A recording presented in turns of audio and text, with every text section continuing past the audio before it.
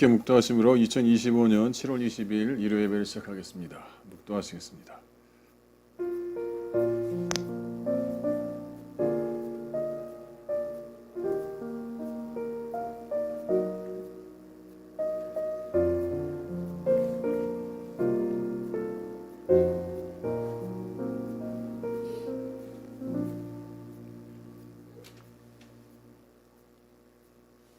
네, 오늘은 여러분들과 예수님 이야기 17번째 시간입니다. 제목은 생배조각 쉼포네오라는 제목입니다. 말씀 먼저 보겠습니다. 누가복음 5장 36절 말씀입니다. 누가복음 5장 36절입니다. 함께 낭독하시겠습니다. 또 비유하여 이르시되 새 옷에서 한 조각을 찢어 낡은 옷에 붙이는 자가 없나니 만일 그렇게 하면 새 옷을 찢을 뿐이요 또 새 옷에서 찢은 조각이 낡은 것에 어울리지 아니하리라. 아멘. 예, 오늘은 여러분들과 생배 조각, 새로운 옷 조각 이런 뜻입니다. 라는 제목으로 여러분들과 나눠보겠습니다. 여러분들 이 말씀을 자주 들으시고 아시는 내용입니다. 이 말씀은 지난번에 여러분들의 말씀대로 금식에 관한 이야기에 쭉 이어지는 내용입니다. 그래서 이 얘기 말고 다음에 포도주, 새포도주 이런 얘기 나오죠. 새포도주, 새부대 뭐 이런 얘기 나오지 않습니까? 그건 다음 주에 여러분들과 설명을 드리고 오늘은 이 부분에 대해서 말씀드리겠습니다. 여러분 보시면 이 이야기는 누군가 예수님이 누군가의 집에 들어가서 함께 식사를 나누는 그 장면입니다. 여러분 나중에 가서 보시면 누가복음 쭉 읽어보시면 그렇게 되어 있습니다.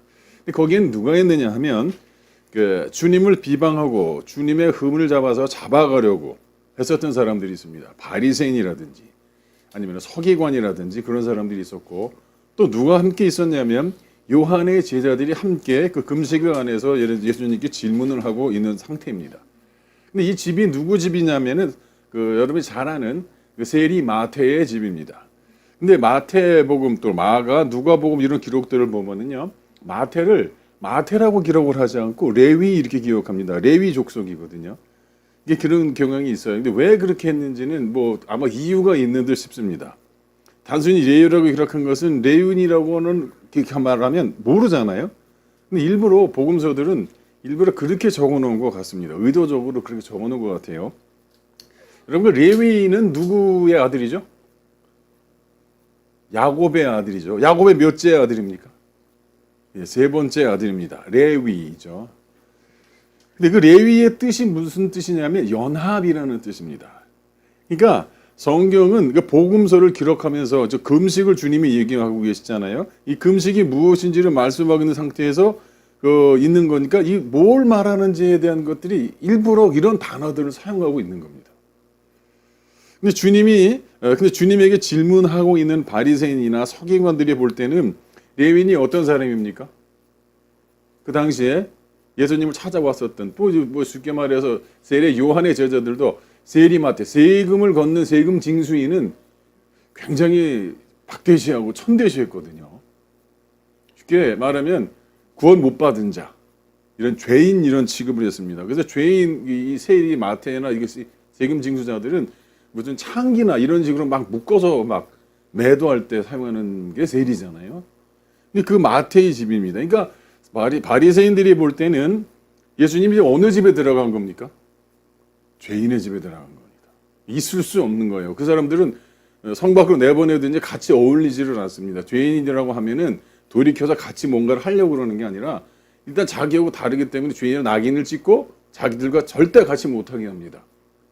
그렇게 하는 거죠. 근데 의인이 아니에요. 자기들은 의인이라고 생각을 하고 세리는 죄인이다. 같이 해서 상종할 사람이 아니다. 이렇게 생각하는 사람이 보통 세리이죠. 마태가 그랬습니다. 이렇게 볼 때 성경은 진정한 금식을 죄인과 예수 그리스도가 한 집에 들어가서 함께 먹고 마시는 거다라는 걸 알 수 있습니다. 예수님이 지금 그 얘기를 하고 계시거든요. 마태의 집, 일반적인 사람들은 죄인이라고 유추하는 그 죄인의 집에 누가 들어가신 겁니까? 창조주 하나님이 거기 들어가신 거예요. 거기서 같이 먹고 있는 거예요. 근데 무엇을 설명하고 계십니까? 금식에 관해서 설명할 때 이렇게 얘기해요. 그 금식이 뭐란 얘기인 거예요?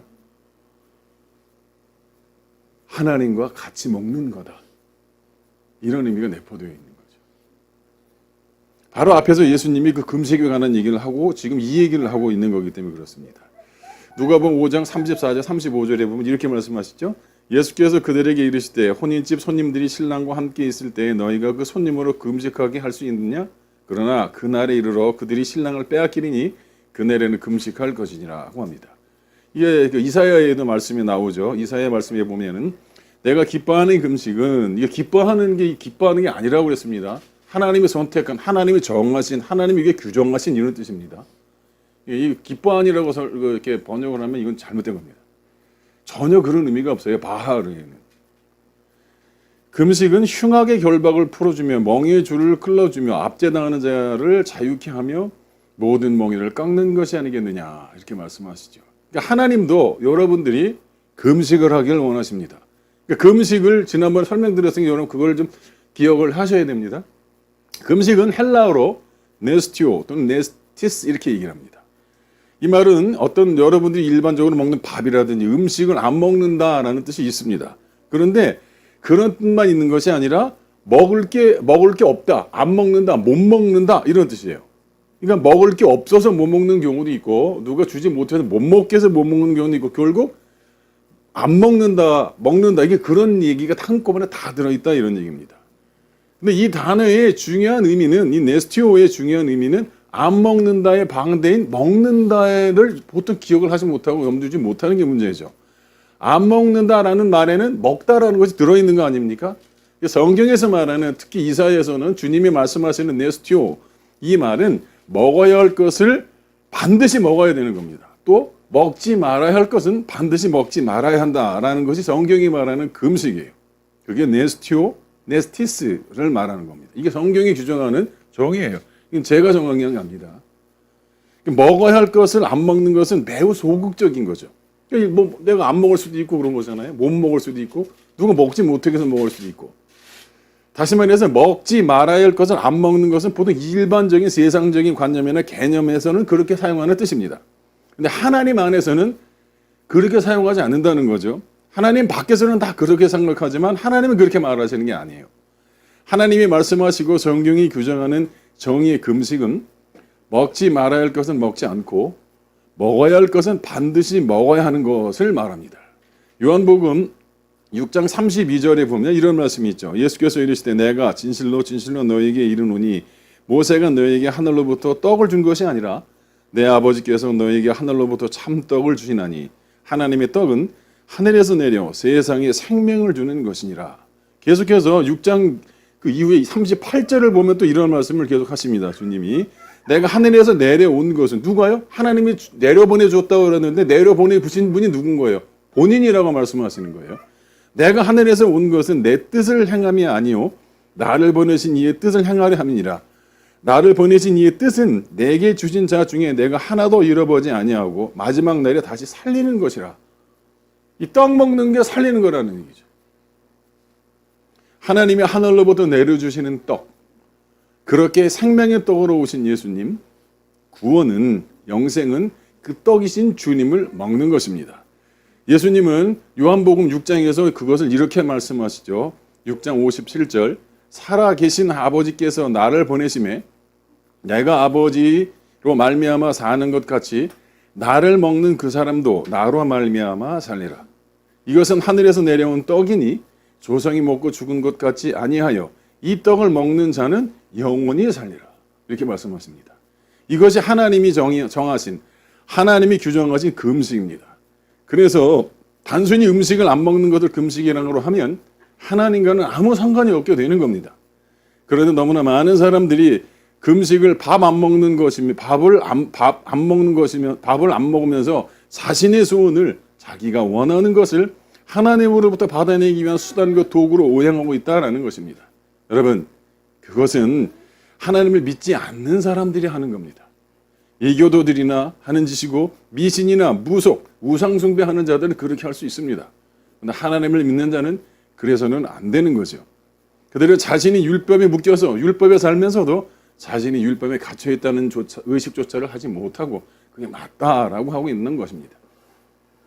여러분이 자기를 부인하고 하나님 아버지의 은혜로 진리 가운데 살아가는 것인지 아니면 여전히 자기를 고집하면서 율법을 행하려고 하는 것인지 이것에 눈뜨지 못하면 한순간에 여러분이 하나님을 대적하는 원수가 되고 마는 겁니다. 그러면서도 그것이 진리인 줄 착각하고 계속 끌려간다는 게 참으로 안타까운 일입니다.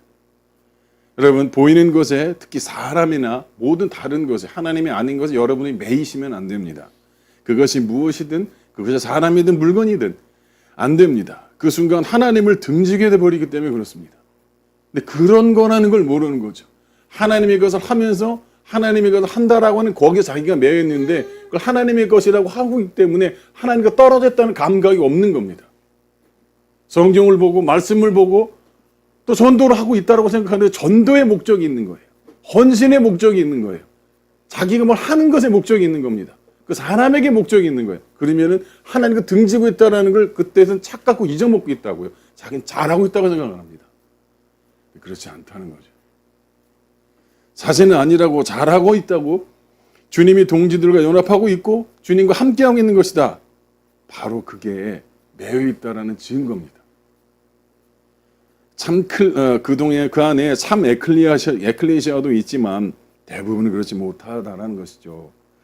여러분의 동기가 주님이 아니고 친구가 주님이 아니며 여러분의 가족 심지어 남편과 아내조차 주님을 대신할 수는 없습니다.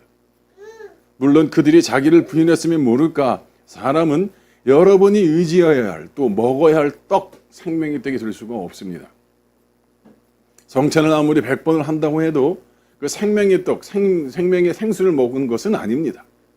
그것이 말하고 있는 그 의미가 무엇입니까? 성찬이 무엇인지, 왜 무엇을 먹어야 하는지를 모르면 헛수고입니다.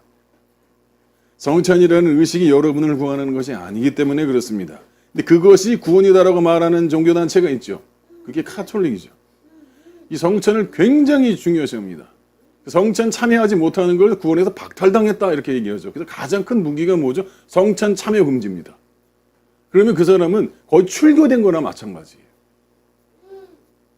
그래서 오늘 이 말씀도 당연히 어떤 옷을 기울 때는 이렇게 해야 한다. 옷은 이렇게 해야 한다라는 식의 옷 수선 방법을 가르쳐 준 것이 아니지 않습니까? 복음과 구원과 생명을 담아내고 있는 아버지의 진리라는 것입니다.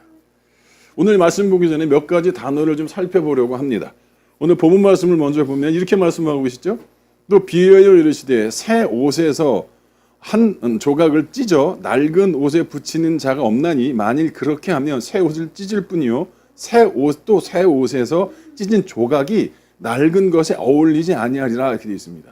제가 중요한 헬라어를 좀 적어놨는데 참고하시기 바랍니다. 여기 옷은 히마티온이라고 합니다. 이제 이스라엘 사람들은 옷을 얘기를 할 때 여기 히마티온이라는 옷을 얘기를 할 때요. 이 사람들은 속옷과 겉옷을 구별하지 않습니다. 근데 그 사람들 의복 자체가 그래요. 그냥 통으로 되어 있습니다. 그냥 하나라도 그냥 뒤집어 입으면 그냥 하나예요. 그리고 거기다가 끈을 묶으면 그러면 밑에는 바지가 되는 거고 위는 저고리가 되는 그런 식이죠. 한 통으로 되어 있습니다. 따로 되어 있지는 않아요. 나중에 여러분에게 이 속옷과 겉옷의 비유를 말씀드릴 때 다시 좀 설명을 드릴게요. 근데 주님은 새 옷을 히마티온 카이노스, 낡은 옷을 히마티온 팔라이오스, 이 잘 보셔야 됩니다. 왜 주님이 이런 단어를 쓰셨는지 굳이 이런 단어를 쓰고 계십니다. 왜요? 금식에 관해서 지금 주님께 아주 강력하게 대들고 있는 사람들이 있었거든요. 그 바리새인과 서기관인 또는 요한의 제자들이 주님께 금식에 대해서 아주 굉장히 항변을 하고 있는 겁니다. 좋은 분위기가 아닙니다. 주님은 식사를 하러 들어갔는데 그들이 들어와서 예수님께 막 질타를 하고 있는 거예요. 당신들 뭐 하는 거야? 이러면서 지금 먹을 때야? 뭐 이런 식으로 그 상황이 이렇게 잠잠하고 좋고 그런 상황이 아니에요. 식사 자리인데도 그들이 와가지고 식사 자리를 쉽게 말해서 깨빡치고 있는 겁니다. 그런 상황 가운데서 주님이 그들을 이해시키기 위해서 특별한 언어나 단어로 사용하고 계시다 이런 얘기죠. 그러니까 이 단어들을 그냥 일반적인 단어로 취급을 하면 안 되는 거예요. 생명을 담은 복음으로 담아내고 있다는 걸 염두에 두고 보셔야 된다 이런 얘기입니다. 그렇게 말씀하고 있고요. 조각이라는 에피플레마라는 말이 2번 나옵니다. 이게 전부 어떤 거와 연결되어 있는 겁니까? 앞에서 지금 금식에 대한 질문과 쭉 연결되어 있는데 주님이 답변이 이런 걸 하고 계신 거예요. 다음 주에 여러분들이 말씀드린 세포도주도 세포도에도 담아라는 얘기를 하시잖아요. 이 생배 조각 얘기 다음에 바로 이 얘기를 하시거든요. 다음 절에 이게 어떤 거와 연결되어 있냐면 그들의 질문, 그 금식에 관한 질문에 대해서 주님을 막 질타하고 있는 상황 가운데서 주님의 답변으로 나온 겁니다. 이게. 그러니까 그 부분을 여러분들이 염두에 주셔야 되는 거죠. 그러니까 무엇을 먹어야 할지, 금식에 관한 얘기를 하고 있는 거니까 주님이 무엇을 먹어야 할지, 무엇을 먹지 말아야 할 것에 대한 설명을 주님이 지금 설명을 하는데 이런 단어를 사용하고 있다 이런 얘기입니다. 먼저 카이노스라는 말을 보겠습니다. 여기 보면 카이노스라는 말인데 새롭다라는 말입니다. 이 말이 여러분들 쉽게 어디서 나오냐면 고린도 후서에 보면 여러분 잘 아는 건데 5장 17절입니다. 그런즉 누구든지 그리스도 예수 안에 있으면 새로운 피조물이라 할 때 이 새로운이 카이노스입니다. 그리스도 안에 있으면 새로운 피조물, 이 새롭다 이게 카이노스거든요. 그러니까 예수 그리스도를 믿고 이제는 새로운 피조물이 됐다라는 의미에서 이 새로워졌다라는 말을 사용하고 있는 거잖아요. 그렇죠? 실제 여러분이 내가 달라진 건 아니에요. 여러분의 외형이 눈에 보이는 것은 하나도 달라진 것이 없습니다. 그러니까 예수 믿고 구원받다 할지라도 여러분의 외모나 외형은 달라지지 않죠. 그대로입니다. 겉모습이 갑자기 다른 모습으로 막 그런 건 아니에요. 그러면 정말 하늘나라에 하나님이 화하에서 올라가셨다고 그러죠. 그런 상태가 되는데 그런 상태는 아닌 겁니다. 이 말씀은 여러분의 그 내면, 여러분을 성전하시려고 하는 여러분 안에 있는 그 속사람이 이제는 완전히 달라졌다. 복음으로 말하면 주인이 바뀌었다 이런 얘기가 됩니다. 이 말을 다른 말로 하면 자기가 부인되었고 주님이 주인이 되었다라는 것을 뜻하는 것입니다. 그래도 겉모습은 달라진 것이 없이 그대로입니다. 겉모습은 변하는 것이 없이 그대로 있을 수 있어요. 그렇죠? 그런데 이 카이노스, 이 새로운 피조물이라고 할 때 이 새롭다는 그 내면의 속사람이 달라짐으로 겉사람까지 달라지게 되는 것을 포함하는 겁니다. 그러니까 새롭게 되었다라고 그러는데 이 사람의 행동거지나 뭐 쉽게 평상시에 했었던 게 달라지진 않아. 이건 좀 생각 좀 해봐야 됩니다. 물론 어떤 자기 어떤 습성이 완벽하게 고쳐지지 않아서 실수를 나오죠. 그런 거는 있을 수 있어요. 그런데 정말 새 사람이 되면 만약 자기가 실수를 하는 게 발생이 되잖아요. 그러면 누군가 그러면 안 되잖아라고 하면 평상시에 어떻게 무슨 소리야 이게 맞는 거 이렇게 막 덤비던 사람이 어떻게 합니까? 생각합니다. 그 사람의 말을 듣습니다. 듣고 그런가 자기를 되돌아봅니다. 정말 그런가 무슨 말씀인지 아시겠죠? 그런데 새 사람이 되지 않은 사람은 그냥 여전히 자기 걸 고집을 하죠. 이런 차이를 여러분들이 구분을 하실 수 있어야 됩니다. 하나님 믿었다면서 왜 그래? 그럴 수 있습니다. 그건 그 사람뿐이 아니라 그렇게 말하는 자신도 그럴 수가 있는 거예요. 그렇죠? 그 부분을 마치 하나님을 버렸다, 하나님을 잃어버렸다, 이렇게 평가하는 것은요 참 큰일 날 일인 겁니다. 그러니까 여러분 그분을 조심하셔야 되는 거죠. 이 사람은 자기를 부인하고 자기 십자가를 지고 그리스도와 하나 되어 속사람이 달라졌고 그 달라짐으로 겉사람까지 완전히 달라지게 된 것 또는 달라지고 있는 것 이런 것들입니다. 왜요? 그 잘못된 것들을 계속 진리로 굴복시켜오고 있거든요. 그렇기 때문에 그 사람은 달라졌다 할 수 있는 겁니다. 그러니까 하나님 보시기에 그 사람이 완전히 달라진 거죠. 왜 그렇습니까? 그 안에 진리, 하나님이 계시기 때문에 그러는 거죠. 그걸 뭐라고 말하는 거예요? 그걸 그리스도로 옷 입고 이렇게 얘기하는 겁니다. 로마서 13장 14절입니다. 오직 주 예수 그리스도로 옷 입고 정욕을 위하여 육신의 일을 도모하지 말라 이렇게 되어 있죠. 그리스도로 옷 입고 정욕을 위한 육신의 일을 도모하지 않는 상태가 된 것. 그러니까 하나님이 보시기에 달라진 것, 심지어 사람 보기에도 달라집니다. 여러분의 태생적 모습은 달라진 것이 없어요.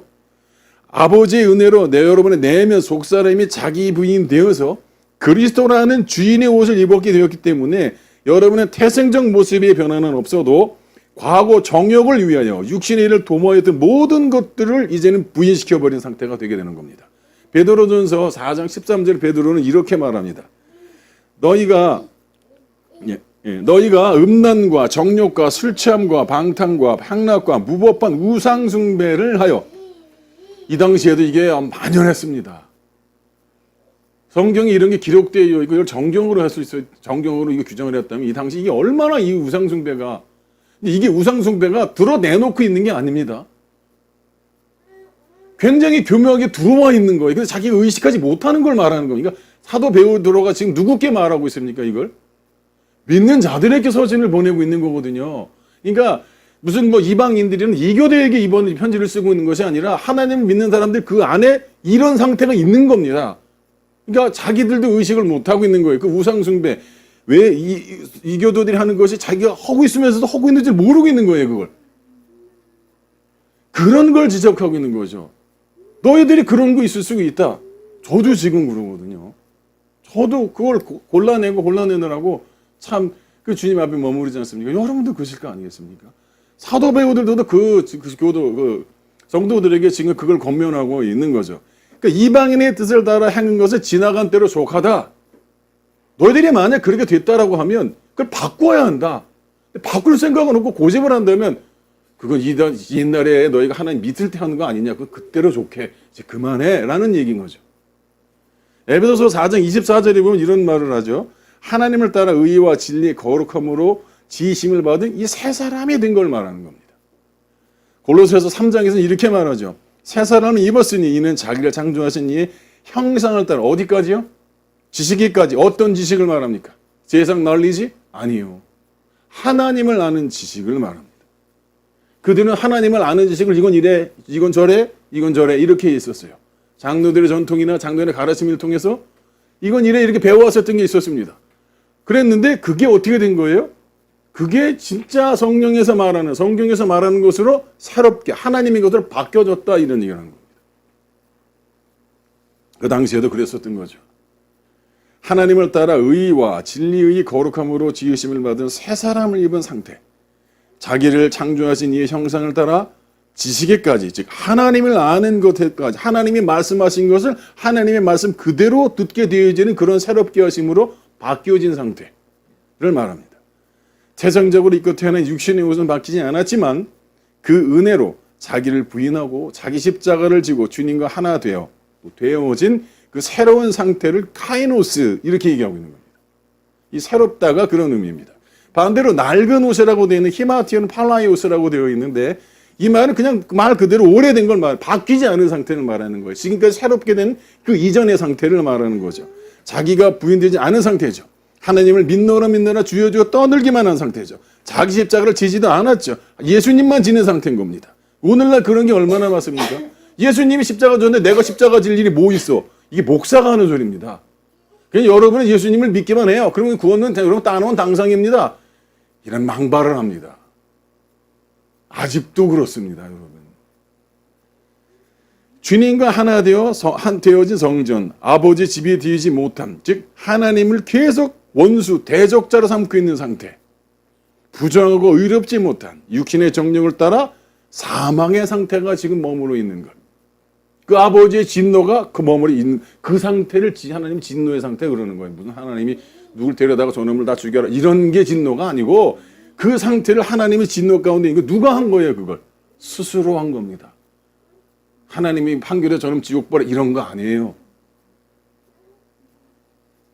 그리고 조각이라고 되어 있는 블레마라는 단어가 있는데 이 에피플레마는 에피발로에서 된 말이에요. 에피와 발로의 합성어인데 일반적으로 에피발로는 어떤 것들 위에 던져 놓는 겁니다.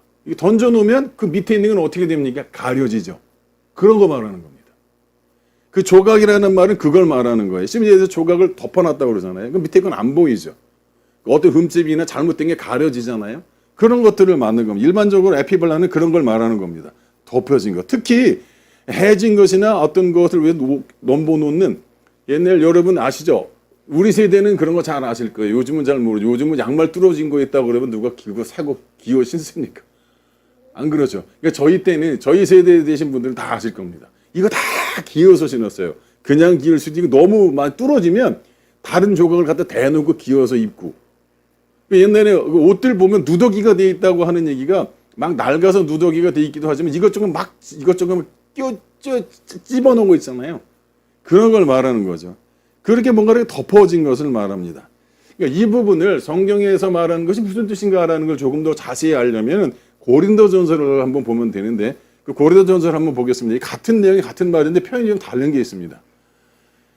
7장 35절에 보면 내가 이것을 말하면 누가 말하는 겁니까? 사도 바울이 고린도 사람들에게 말을 하고 있는 거죠. 내가 이것을 말하면 너희의 유익을 위함이요 너희에게 올무를 놓으려 함이 아니니 오직 너희로 하여금 이치에 합당하게 하여 흐트러짐이 없이 주를 섬기게 하려 함이라 라고 되어 있을 때 있죠. 여기 흐트러짐이 없이라고 되어 있는 거 있죠. 요게 에피발로입니다. 단어가 좀 길죠. 그렇지만 여기 뭐 격변화라든지 어떤 그 변화에 의해 저렇게 사용될 수 있는 겁니다. 이게 흐트러짐 에피발로예요. 무엇에 쏟아져 버리고 덮어져 버리다라는 의미가 있습니다. 그러니까 이 문맥상으로 보면 어떤 겁니까? 사도 바울이 이 단어를 왜 쓴 거죠?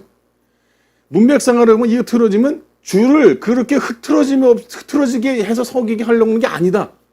이런 얘기인 거죠. 그러니까 사도 바울이 말하는 요지는 흐트러짐이 없이 하나님과 마음이 나누어짐이 없이라는 얘기인 거죠. 흐트러짐이 없게 그렇게 주를 섬기지 않게 하려는 거다. 내가 너에게 하는 말, 이 말은 이런 얘기입니다. 만약 흐트러짐이 있으면 주를 섬기기 어렵다. 이런 얘기겠죠. 바꿔 말하면 그 흐트러짐이 바로 에피발로입니다. 지금 고대전서 하는 말이. 요걸 조금 더 구체적으로 보려면 요 바로 위에가 있어요. 34, 35절을 보겠습니다. 34, 35절에 보면 무슨 말이 나오냐면 장가간 결혼한 사람들에 관한 얘기가 나와요. 장가간 자는 세상 일을 염려하여 어찌하여 아내를 기쁘게 할까 하여 마음이 갈라지며 이렇게 되어 있죠. 이 갈라지며가 메리조라는 말인데 이게 같은 말입니다. 단어는 다른데 같은 내용, 같은 의미로 사용되는 그런 말이에요. 그러니까 여러분 잘 보십시오. 결혼한 남자가 자기 아내를 기쁘게 하는 뭐 잘못됐습니까? 그렇게 안 하는 게 더 문제죠. 그렇죠? 이게 그 얘기입니까? 그 얘기가 아니에요. 어떻게 남자가 자기 아내에게 어떻게 기쁘게 하고 즐겁게 해주고 그게 왜 나쁩니까? 당연히 해야 되려고 하나님도 그걸 원하시죠. 잘 해야 되는 겁니다. 그러니까 이거는 잘하는 거죠. 그런데 사도 바울은 이게 메리죠. 마음이 갈라지며 이렇게 얘기를 하는 거예요. 그렇다면 이것은 무엇으로부터의 갈라짐을 말하는 건지 아시겠죠? 지금 복음을 얘기하고 있는 거니까 하나님으로부터 갈라짐에 관한 얘기를 하고 있는 겁니다. 그러니까 그 결혼의 초점을 잘 보셔야 되는 거예요. 결혼이 잘못됐다. 아내를 사랑하는 게 잘못됐다. 이런 얘기를 하는 게 아닙니다. 아내를 사랑하고 기쁘게 하는 것 자체가 잘못된 것은 아닙니다. 반드시 그렇게 하셔야 합니다. 그런데 그것이 하나님으로부터 기인한 것이냐? 잘 들으십시오. 여러분이 아내를 사랑하십니까? 남편분들? 그러면 그걸 하나님이 주신 마음을 가지고 하시는 겁니까? 아니면 그냥 여러분이 사랑하기 위해서 그러는 겁니까? 그 상황과 조건과 여건은 많이 다를 수 있습니다. 무엇 때문에라는 건 이유를 달아서 그를 사랑하는 거냐? 아니면 하나님이 주신 하나님 아버지가 담기신 그 사랑이 그 아가페가 들어온 게 그분이 여러분을 통해서 아내에게 어떤 말을 해서 그렇게 하는 것이냐? 이건 전혀 다른 얘기죠. 사도 바울이 얘기하고 있는 것은 남편이 아내를 사랑하는 게 잘못된 일이 아니다. 그런데 갈라졌다. 무슨 얘기예요? 네가 하나님은 아내를 사랑하는데 아가페 없이 한다. 그리스도 없이 한다. 이건 갈라지는 거야. 이건 아무리 좋아 보여도 갈라지게 돼 있어. 이 얘기를 하는 겁니다.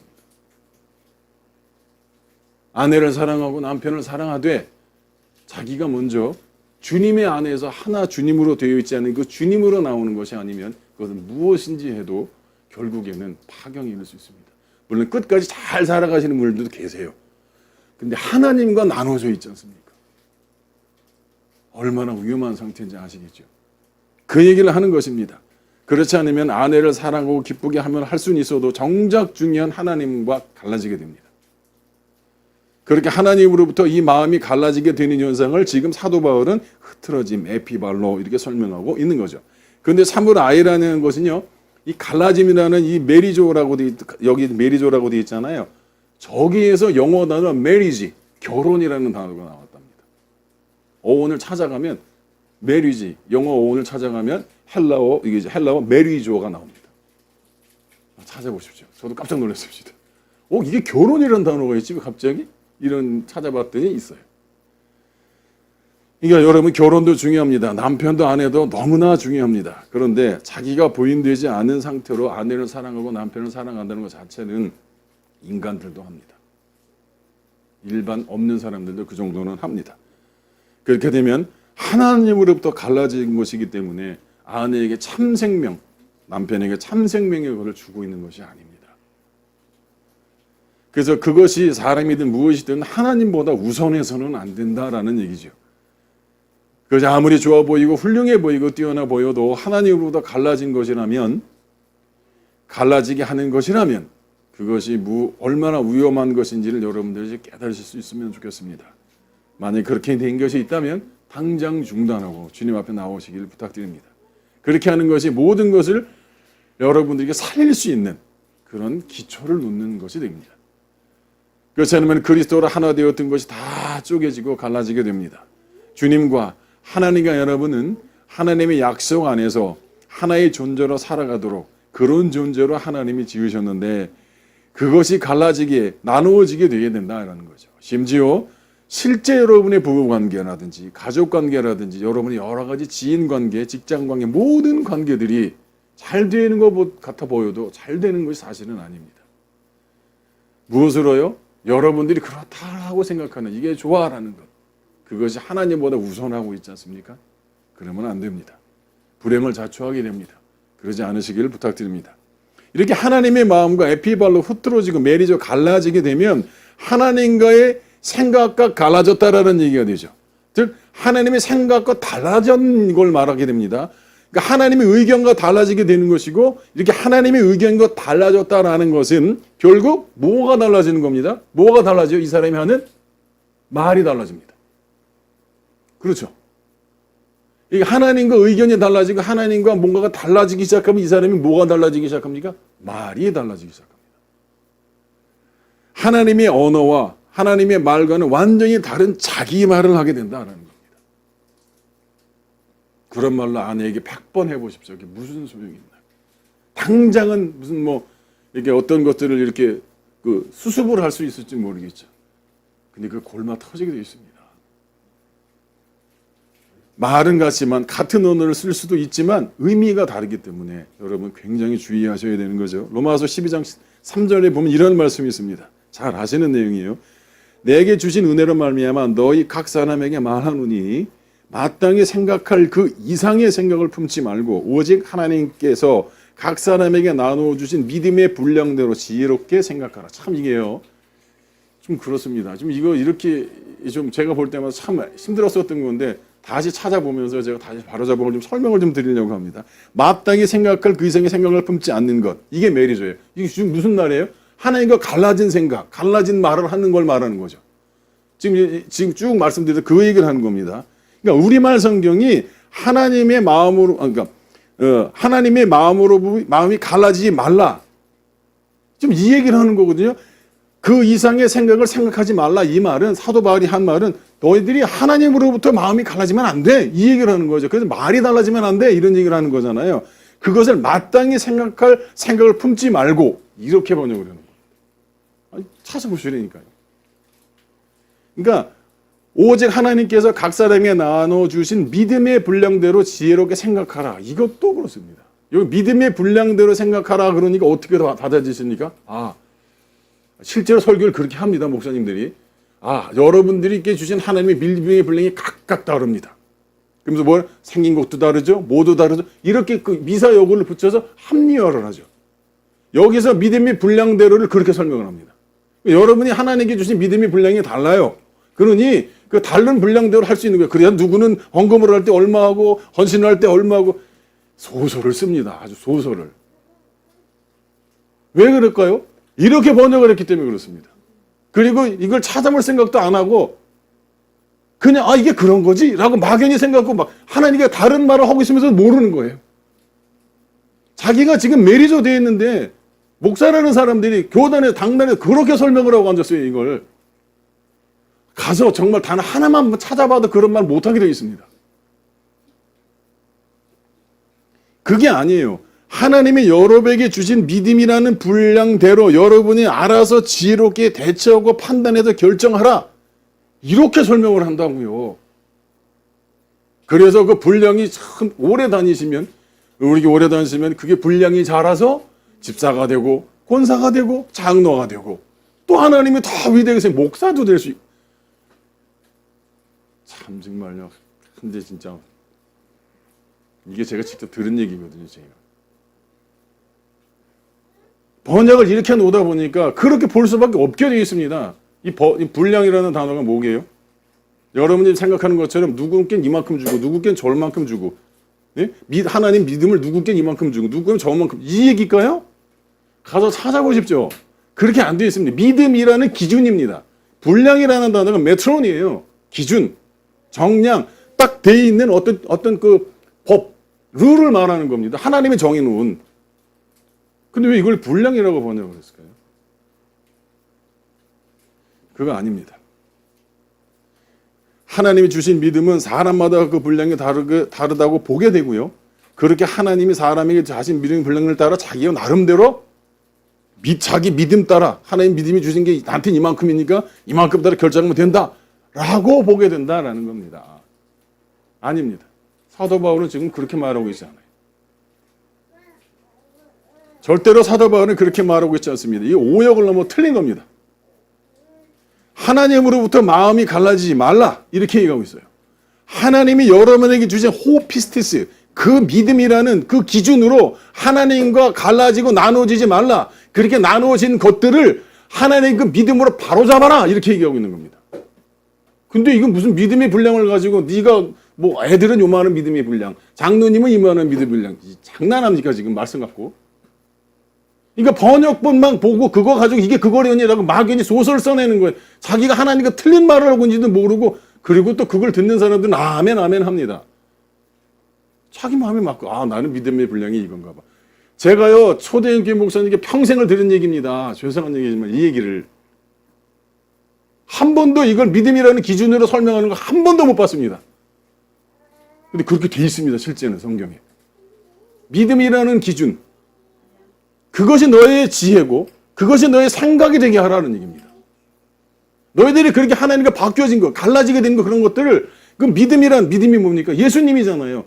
예수님으로 바꿔라 이 얘기를 하는 거예요. 그런 거지 무슨 뭐 애들은 믿음이 이만큼, 뭐 장로님, 목사님 그러면서 근데 그런 얘기 이런저런 얘기 막 갖다 붙여서 자기들을 합리화하죠 자기 말을. 그 설교가 아닙니다. 그 얘기입니다. 이 얘기는. 이런 메리주에서 파생된 동사, 변형된 동사가 에피블레마, 조각이에요. 나누임, 흐트러짐, 갈라짐, 이런 것들이 있을 수 없다. 하나님은 그런 것을 원치 않는다. 가당치도 않다. 하나님 자신과 하나님 백성들이 나눠지는 것을 원하시겠느냐? 그러니까 하나님은 하나님과 여러분 사이에 세워진 벽을 허무시고 하나님과 여러분을 화목하게 하시려고 하나 되게 하시려는 하나님은 그 한 분뿐이다. 그런데 그런 분이 어떻게 지금 나눠지고 갈라지게 말이 다르게 할 수 있겠느냐? 무슨 얘기인지 이해하시겠습니까? 우리 번역이 좀 그렇다는 얘기입니다. 어쨌든 다시 계속 볼게요. 누가복음 5장 36절입니다. 아이고 잘못 눌렀네. 예. 그 다음 구절을 볼게요. 쭉 읽어 내려가다가 만일 중간쯤 보면 만일 그렇게 하면 새 옷을 찢을 뿐더러 또 새 옷에서 찢은 조각이 낡은 것에 어울리겠느냐? 그러니까 그렇게 찢어가지고 갖다가 새 옷에 붙이면 그 새 조각이 낡은 것과 어울리겠느냐 이 얘기를 하고 있는 거잖아요. 근데 여기서 여러분 잘 봐야 될 게 뭐냐면 그 마지막에 오늘 제목이죠. 쉼포네오라고 제가 적어놨는데 순포네오라고 하기도 합니다. 여기 보면 어울리지 아니하리라라는 거는 뭐뭐 하지 아니하리라 우크가 앞에 붙어 있고요. 이건 뭐뭐 하지 않다 반대를 말하는 거죠. 그러니까 그 쉼포네오라는 말은 뭔가 이렇게 같이 되는 걸 말하는 거예요. 이렇게 어울리는 걸 말하는데 그렇게 되지 않는 거, 부정을 말하게 되는 거죠. 그러니까 쉼포네오는 지금 제가 다 찾아봤는데 좀 많아요. 한번 읽어드릴게요. 어떤 것을 동의하답니다. 일치하다, 부합하다, 하나가 되다, 온전하게 되다, 완전케 되다, 원하는 대로, 뜻대로, 계획하는 대로 이루어지고 완성되고 완료되다. 이런 뜻입니다. 특히 뭐가 그렇게 되느냐? 그 마음이, 그 생각이, 그 뜻이 하나가 돼서 뭐가 나오는 거예요? 하나된 뜻의 소리, 하나된 뜻의 마음. 그것이 나오는 것. 그래서 같은 소리를 내다, 같은 일을 하다. 이런 뜻이 쉼포네오예요. 그게 어울리다라는 그 얘기입니다. 그러니까 어울리지 아니하리라.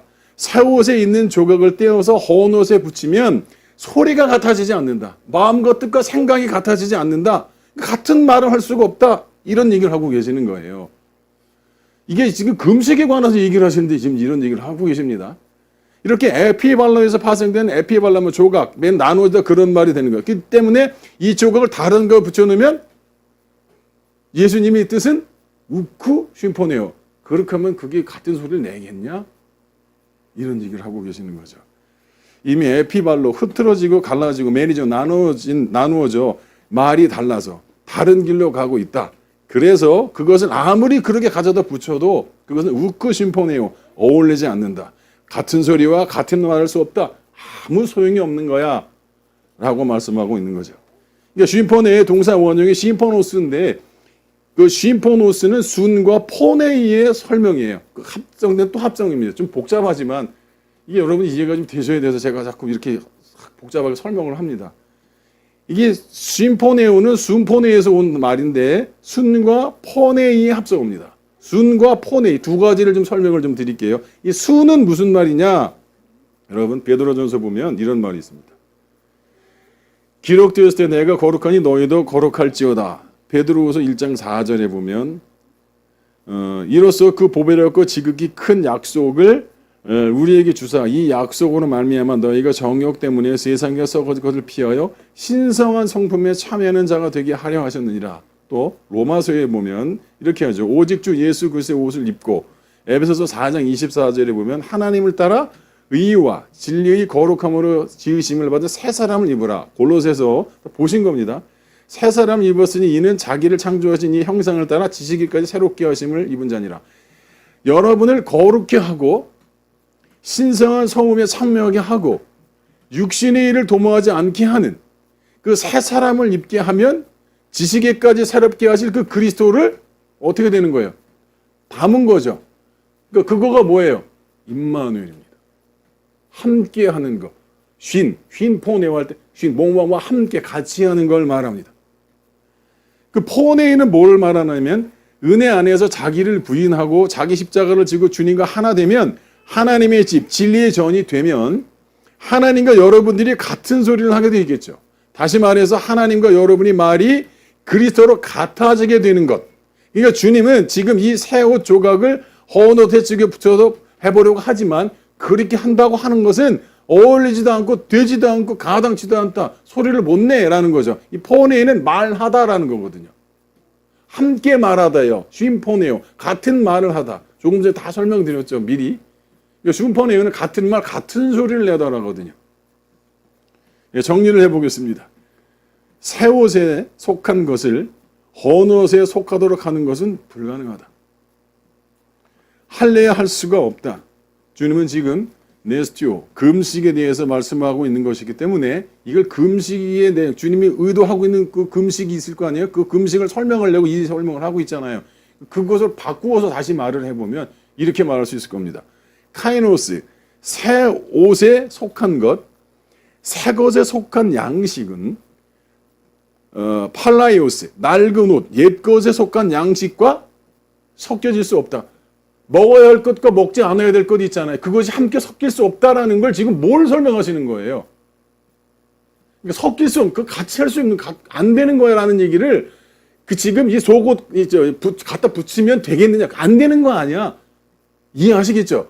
그거 먹어서 구원받는 거 아니야. 너희들이 지금 율법을 지켜서 그렇게 하려고 하고 있는데 그렇게 구원받으려고 하고 있는데 금식은 그렇게 하는 게 아니야. 그 설명을 지금 헌옷에다가 사고서 갖다 붙이면 그게 쓸모가 있느냐? 그 말이 되겠느냐? 안 되지 않느냐? 그 설명을 하는 거예요. 그거 설명을 하는 게 또 새 포도주를 새 부대에 담아라는 얘기가 또 연결되는 겁니다. 이게 무슨 요것만 딱 떼어다 가서 무슨 막 이상한 말을 만들고 그러면 안 되고 금식과 연결된 말과 연결을 해서 이게 무슨 말을 하시려고 이거 말이지? 라는 걸 찾아보셔야 한다는 거죠. 옛것을 먹음으로써 즉 율법 지킴을 금식이라고 생각하고 있는 즉 음식 안 먹는 것을 금식이라고만 생각하는 사람들에게는 그 상태 그들에는 그들에게 새 것을 먹게 함으로 하나님이 말하는 금식에 도달할 수 없다. 그래서 바리새인들이 서기관들은 요한의 제자들이 와 있었잖아요. 지금 그들은 음식 안 먹는 것을 금식이라고 생각하고만 있기 때문에 안 먹고 있는 것이고 그들이 자기들의 그 기준을 가지고 주님께 지금 뭐라고 얘기하고 있는 거예요? 주님께 강력하게 항변하고 있는 겁니다. 그 자리가 그렇게 조용하게 식사하시면서 이런 단어는 담소가 아닙니다. 바리새인들이 예수님께 와서 그렇게 점잖게 대하지 않았습니다. 마치 하대하듯 합니다. 막 종부리듯 하고 그냥 막대했습니다. 예수님을. 예수님이시죠? 천만의 말씀입니다.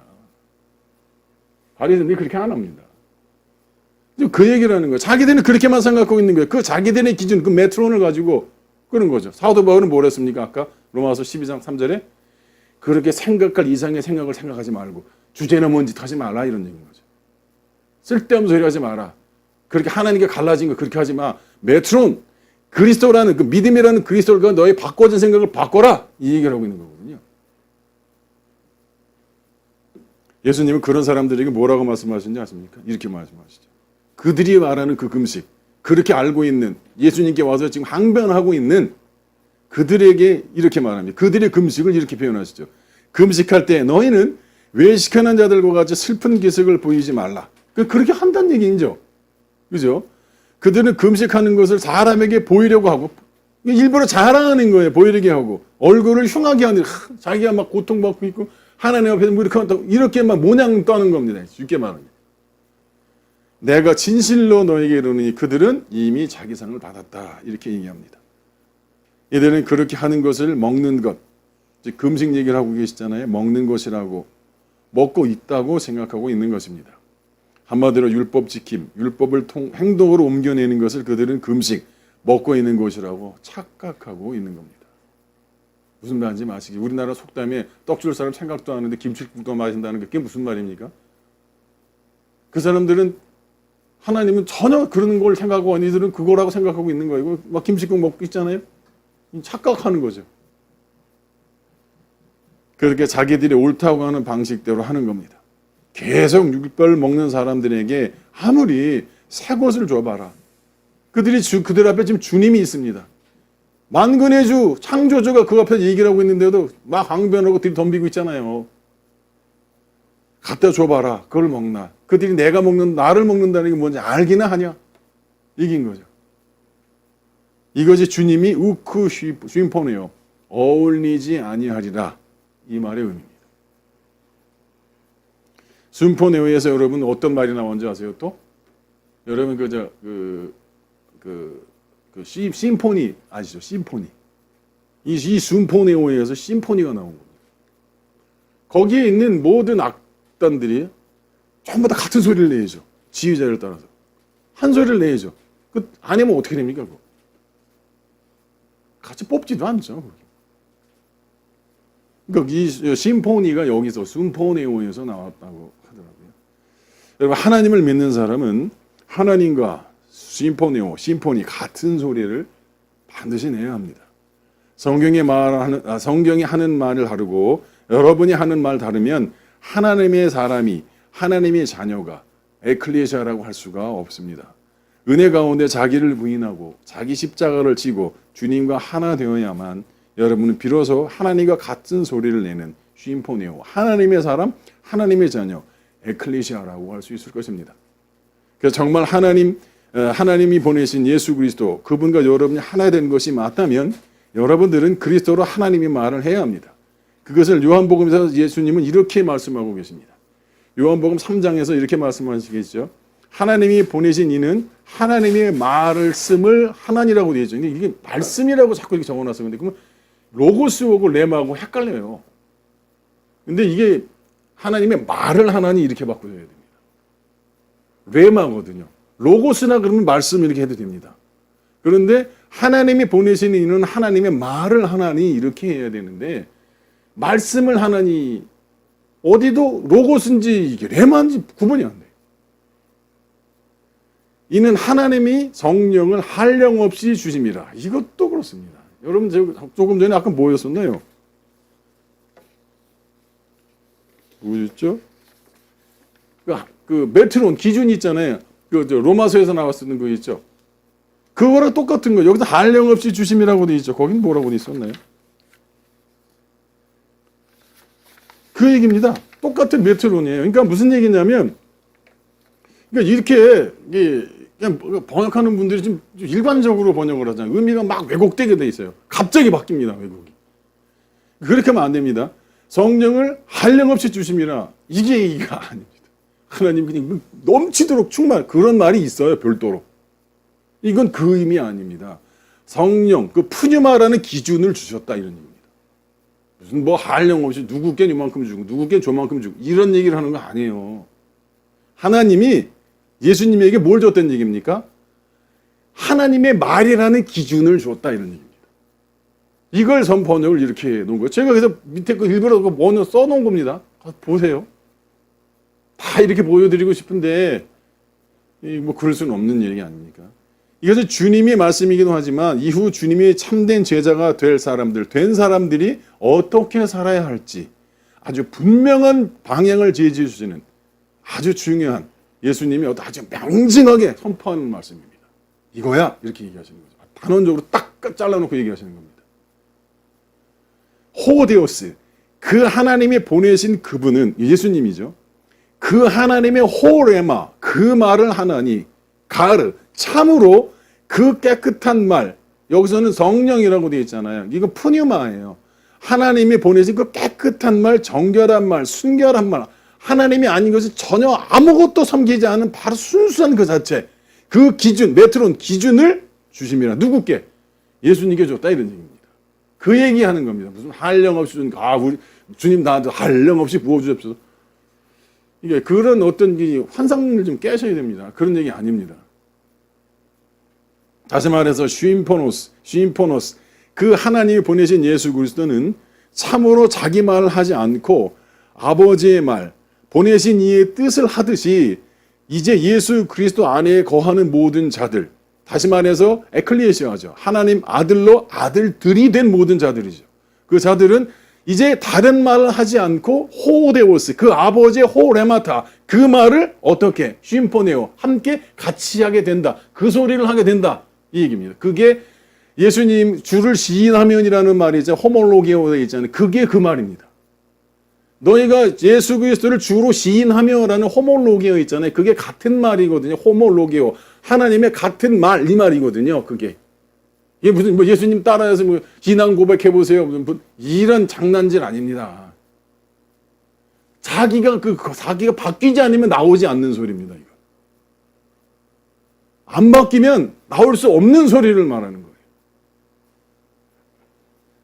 또 이것을 주님은 현장에서 가나마다 잡힌 여자 얘기 있잖아요. 그 얘기가 쭉 나오고요. 그 후에 바리새인들과 아주 치열한 논쟁을 벌이십니다. 그때 이들을 설명하기 위해서 하신 말이 있습니다. 요한복음 8장 47절입니다. 하나님께 속한 자는 하나님의 말, 여기도 말씀이라고 되어 있죠. 아니요, 말입니다. 말.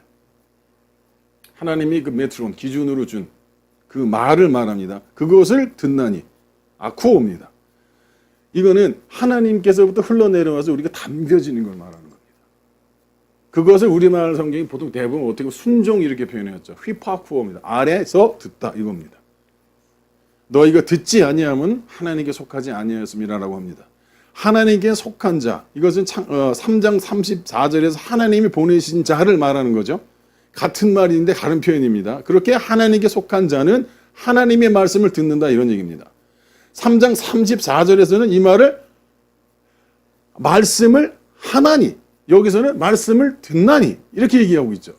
하나는 랄레오고 하나는 그 아쿠어예요. 이렇게 다릅니다. 이번에는 아쿠어, 듣답니다.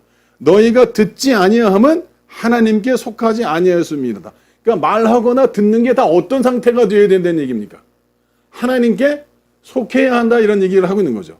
그러니까 여러분, 진리의 말씀이 선포되어도 말씀이신 하나님이 직접 아버지의 말씀을 해도요, 그 말을 듣지 않는 까닭은 그들이 하나님께 속하지 않은 까닭이다. 근데 그게 뭐라고 설명을 하시냐면 진리가 그 안에 없음이요, 이렇게 얘기하십니다.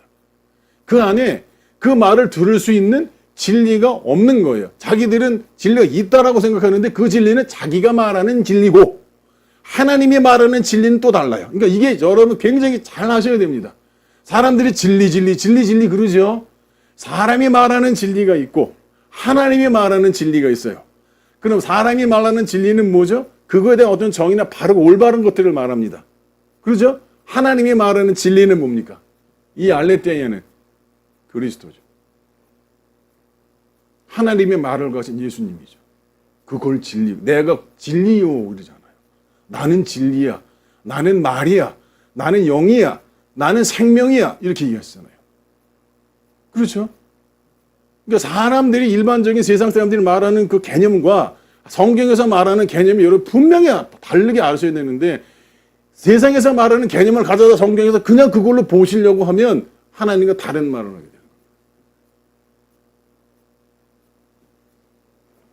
여러분 이 사람들이 어떤 사람들이었습니까? 33절에 보면요.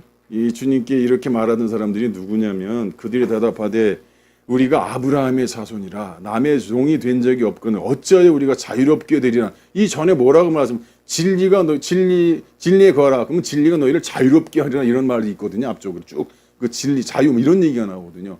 그러니까 이 사람들이 뭔 소리 하는 거예요? 우리가 종이 되고 묶인 적이 없고 갇힌 적이 없고 감옥에 가서 죄인으로 들어간 적이 없는데 내가 갇힌 적이 없는데 자유를 하니 무슨 소리 하는 그러니까 그들이 생각하는 자유는 뭐죠? 그러니까 엘리우데리오는 똑같이 엘리우데리오를 쓴다니까요. 이 사람들이. 근데 그 사람들이 알고 있는 게 엘리우데리오는 뭐예요? 자유. 내가 이렇게 마음대로 선택할 수 있는 그 자유죠. 성경에서 예수님이 말하는 자유, 이 엘리우데리오는 뭡니까? 예수님입니다. 여러분이 같이 찾아보십시오. 이 엘리우데리오가 명사입니다. 아시겠습니까? 예수님이 있고 자유입니다. 그러니까 여러분들이 생각하고 있는 세상의 자유 개념과 성경에서 하는 자유 개념이 전혀 다른 거예요. 자유가 곧 예수님이에요. 그리스도예요. 하나님의 말이고 진리고 기준입니다. 그게. 여러분을 살리는, 여러분을 구원하는, 여러분 최종적으로 하나님과 담대히 서게 할 수 있는 하나님의 말. 그게 자유, 엘리우데리오예요. 그것이 여러분을 죄에서 해방시킨다라고 로마서 8장에 나오잖아요. 지금 너무 많이 나가면 복잡해지니까 거기까지 할게요. 이들은 지금 자기가 하나님의 아들이라고 그러는 거예요. 종이 된 적이 없다라고 얘기하는 거죠. 아브라함의 자손이라는 말은 자기들이 뭐라고 하나님께 속겠다. 이런 얘기를 하고 있는 거잖아요. 그런 그들에게 예수님이 뭐라고 말씀하는지 아십니까? 이렇게 얘기하죠. 37절에 나도 너희가 아브라함의 자손인 줄 아노라. 그러나 내 말이 너희 안에 있을 곳이 없으므로 나를 죽이려 하는도다. 나는 내 아버지에게서 본 것을 말하고 너희는 너희 아비에게서 들은 것을 행하느니라. 주님도 그들이 아브라함의 자손이라는 것을 인정하십니다. 그런데 그들이 레마 아버지의 말이 없으므로 아버지의 말과 자신을 하나 취급하시어요. 지금 예수님이 아버지의 말을 가지신 주님 자신을 죽이려 한다는 얘기죠. 그럼에도 이들이 끝까지 자기들이 아브라함의 자손이라고 주장하자 주님이 또 뭐라고 말씀하시냐면 계속해서 이렇게 말씀하십니다. 39절 대답하여 이르되 우리 아버지는 아브라함이라 하니 계속 자기들은 아버지가 아브라함이라고 그러는 거예요. 예수께서 또 예수님 대답을 하시죠. 너희가 아브라함의 자손이면 아브라함이 행한 일을 할 것이거늘 지금 하나님께 들은 진리를 너에게 말한 사람이 나를 죽이려 하는도다. 아브라함은 이렇게 하지 아니하였느니라. 간단히 무슨 말이죠? 니들이 아브라함 자손 맞냐? 이 얘기잖아요. 니들이 아브라함 자손 나한테 이렇게 할 수가 없는데 이 얘기 하시는 거죠. 그들이 아비가 한 말을 듣고 그 말을 그 말대로 장로들의 유전, 사람이 가르친 것대로 되려고 하지만 이 얘기예요. 주님은 하나님이 하신 레마, 말을 듣고 담아두고 가지고 품고 이 얘기입니다. 그것이 되어서 하나님의 말이 되어버리는 거예요. 그래서 그 포에오 이렇게 나고 말씀드렸잖아요. 그 말을 한다. 휘포네요. 그 말을 하는 거예요. 그게 돼버려서 그 말을 하는 겁니다. 주님은 그들이 진리를 들을 기회가 없고 하나님의 말을 들을 줄 모르기 때문이라고 하시면서 또 뭐라고 말씀하시느냐 아주 결정탄을 날리시죠. 44절에서 좀 자주 보신 겁니다. 그런 사람들에게 44절 너희는 너희 아비 마귀에게서 났으니 너희 아비의 욕심을 너희도 행하고자 하느니라. 그는 처음부터 살인한 자요 진리가 그 속에 없으므로 진리에 서지 못하고 거짓을 말할 때마다 제 것으로 말하는 이는 그 거짓말장이요 거짓 아비가 되었습니다. 이들이 지금 계속 그런 식으로 자기를 주장하고 있었잖아요. 근데 그걸 뭐라고 말하는 거예요? 이걸 지금 여기서 뭐라고 말했냐면 그것이 뭐냐? 마귀라고 얘기하고 있죠. 근데 이 마귀를 지금 예수님이 무슨 쉽게 말하면 무슨 뭐 우상덩어리 무슨 귀신 덩어리 그 마귀 얘기하는 거예요 지금? 그러니까 원래 이 디아블로라는 말은 대적자, 항변자, 비방자, 회방자를 말하는 겁니다. 워낙 그런 의미예요. 근데 이 말이 어디서 유추가 됐냐면 그런 귀신들이나 이런 것들 있잖아요. 거기에서 외부에서 만들어진 언어로 들어온 거예요. 그러니까 그들이 잘 알 수 있는 거. 니들이 말하는 그 우상들 있잖아. 그걸 지금 하나님과 대적하는 거잖아. 그런 의미로 얘기를 한 거지. 이게 진짜 뭐 그게 있다 이런 얘기를 하고 있는 게 아닙니다. 근데 오늘날 사람들이 마귀 있지 막 이러잖아요. 전부 다 좀 모르겠지만 조로아스터교라고 하는 그 이란 있죠. 이란 그 북부에서 내려온 그 모든 그 이방 종교에서 다 쏟아져 나온 얘기입니다. 나중에 한번 그런 얘기를 드릴 때가 있으면 좋겠는데. 그들 스스로 아브라함의 자손이라고 하지만 주님은 그들이 아비는 모두 디아블로 하나님을 대적하고 비방하는 것. 즉 주님의 말을 지금 대적하고 있잖아요. 야 너희들 지금 그게 아브라함의 자손이 맞는 거냐? 그랬더니 맞다고 덤비잖아요 지금. 창조주가 얘기하고 있는데 그렇습니까? 하나도 수그리지는 않잖아요. 굽히지는 않잖아요. 그걸 대적이라고 하는 거예요. 그걸 마귀 디아블로라는 단어를 쓴 거예요. 그들이 금방 알아들을 수 있는 언어. 그분들이 뭐라고 얘기하면 금방 알아들을 수 있잖아요. 대적자라는 의미가 금방 알아들잖아요. 그죠? 그럼 최근 우리나라 전 세계에서 자유를 가장 박해하는 나라 그러면 어디예요? 북한이잖아요. 북한 그러면 북한부터 떠오르는 게 아니라 그 탄압과 독재가 딱 떠오르잖아요. 그 북한을 그 비유적으로 쓸 수 있잖아요. 그런 거예요. 근데 그 단어를 실제 존재하는 거라고 생각을 하면 이거 어떡하냐고. 이들은 자기들을 아브라함의 자손이라고 합니다. 그리고 주님도 그걸 인정하시죠. 그들이 혈통적으로는 아브라함의 자손이라고 주님도 인정하시는 거죠. 그런데 그 혈통으로는 너희들이 말하는 그 혈통으로는 진리에 속한 게 아니야. 이런 얘기입니다.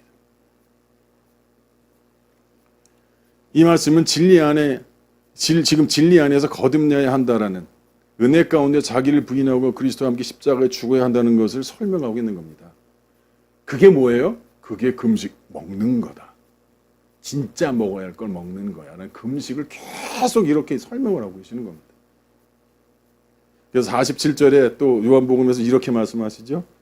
하나님께 속한 자는 하나님의 말, 여기도 말씀이 아니라 레마예요. 말, 하나님이 그 로고스 안에 담아 놓으신 내용으로서의 말, 의미, 뜻, 마음, 생각, 의중 이걸 말하는 겁니다.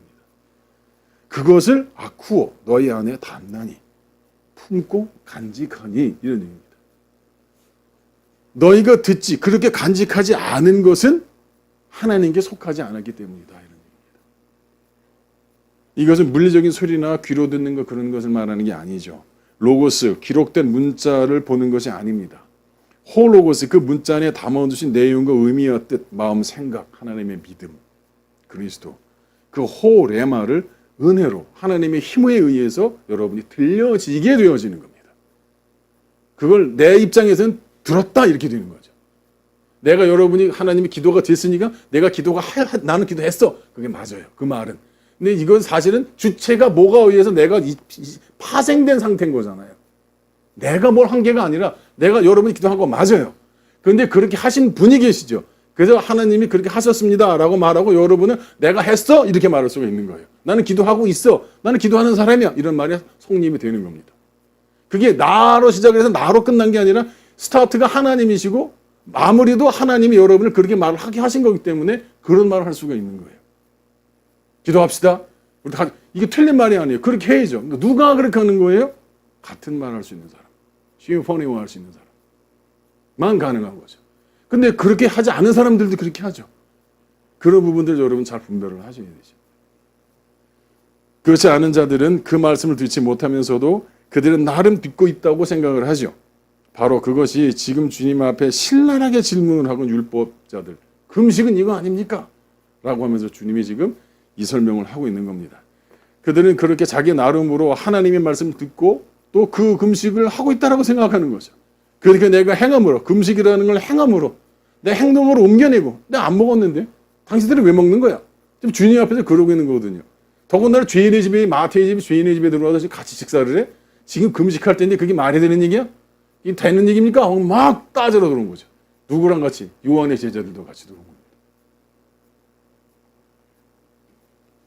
오늘날 방식만 다를 뿐 똑같은 일이 벌어지고 있다 이런 얘기입니다.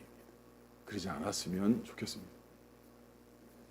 그래서 주님은 너희들이 나로 인하여 정말 낡은 옷을 완전히 벗어버리고 새 옷이 되지 않으면, 즉 자기를 부인하고 나와 함께 돼서 그 카이누스 히마티온, 그 새 옷을 입지 않으면 우쿠 심포니와 하나님과 같은 목소리, 같은 소리를 낼 수가 없다.